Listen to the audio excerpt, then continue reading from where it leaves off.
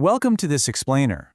Look, if you've ever found yourself awake at, 2 a.m., fueled entirely by cold coffee, just staring blankly at a bibliography, wondering how on earth to format that one specific symposium presentation, well, you are in the exact right place. Today, we're going to decode the highly specific and honestly super frustrating rules of citing conference papers. It's a massive stumbling block for so many of us, but by the end of this, you'll have the absolute blueprint for getting this right every single time. Let's dive in. So, how exactly do you cite a conference? Let's start by just acknowledging the absolute mystery surrounding these things. They are notoriously tricky to pin down. And why is that? Well, because they exist in this really weird academic gray area. They aren't quite your formal, traditionally published books, right? But they also carry way more weight than just a casual speech or a hallway conversation. Conference papers are often the only place you're going to find that bleeding-edge research long before it ever hits mainstream journals. They're incredibly dense with fresh data, yet capturing them correctly in your references, man, it can feel like nailing jelly to a wall.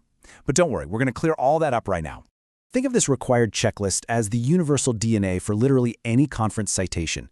Regardless of whether the paper you were looking at was, say, officially published in some massive, heavy volume or not, every single conference citation requires this foundational information to build a solid reference. Okay, so you need to collect the author, the year, the specific paper title, the overarching conference name, the location where it actually went down, the full conference date, and any baseline publication details.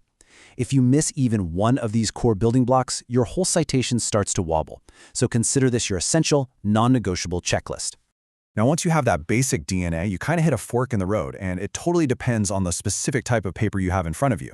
If you're dealing with published proceedings, the rules are definitely more demanding. You actually need to track down and include the editor, the specific proceedings title, the publisher, the exact page range, and the DOI or URL if they require it. It's highly formal. However, on the flip side, if you're dealing with an unpublished presentation, the requirements are definitely simpler, though still really specific. You absolutely must explicitly identify it as a paper or a presentation and include the relevant event information. So two different paths, but both require absolute exactness. But what happens when you move from the bibliography at the end of your document right into the actual body of your paper? When you're writing your sentences and referencing the conference in text, always remember to pair the author and the year. But here is the real secret to a truly precise high-level citation. Listen up. You want to include a specific page number or actually even a slide number whenever it's available. Doing this shows you aren't just vaguely dropping a name to pad your word count, It points your reader to the exact moment that critical data was presented. Okay, we have to plant a giant red flag right here. Whatever you do, do not cite the conference homepage instead of the specific paper. I literally cannot stress this enough. It is a fatal, incredibly common trap that makes a citation look super sloppy, and honestly, it actively undermines your academic integrity. I know it's so tempting to just grab the URL of the overall conference website and paste it in, but that doesn't point your reader to the actual work or the author's specific contribution. Think of it like this. It's like citing an entire library when you only read one book. Always cite the paper itself.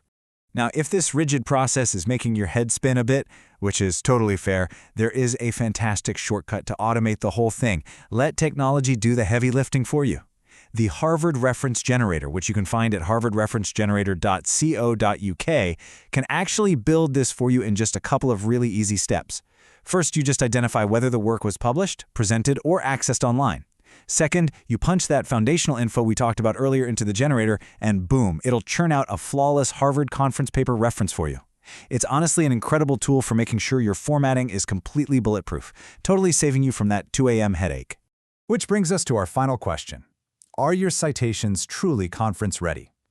I mean, now that we've dissected the anatomy of these tricky sources, from their universal DNA to that whole fork in the road between published and unpublished, you have the exact blueprint you need. You know exactly how to handle in-text slide numbers, how to avoid that terribly sloppy homepage trap we just talked about, and how to use the generator to save yourself some serious time. Because at the end of the day, pristine citations don't just help you avoid formatting penalties. They actually elevate the overall authority and credibility of your own research. So the next time you drop a conference paper into your bibliography, ask yourself, is this citation working as hard for my paper as I am? Thanks so much for joining me on this explainer, and hey, happy citing.